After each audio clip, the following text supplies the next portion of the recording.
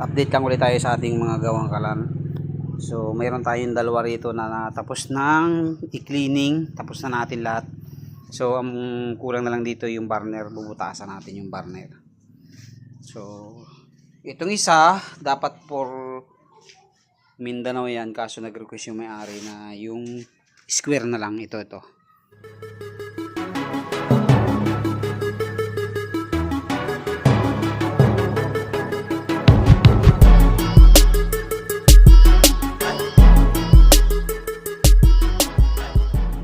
Yo, what's up? Magandang gabi sa inyong lahat. At update lang ulit tayo sa ating mga gawang kalan. So mayroon tayong dalawa rito na natapos ng i-cleaning, tapos na natin lahat. So ang kulang na lang dito yung burner, bubutasan natin yung burner. So itong isa dapat for Mindanao yan, kaso nag-request yung may-ari na yung square na lang, ito.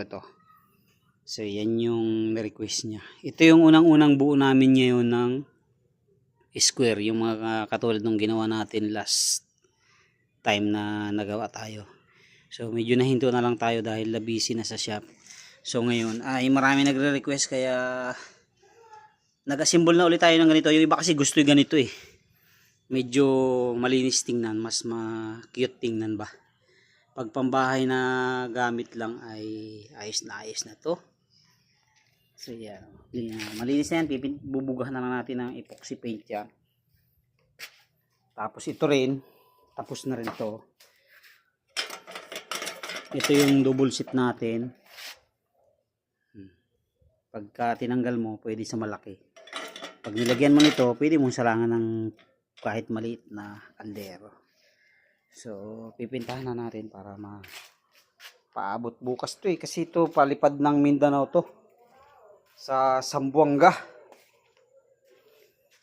City.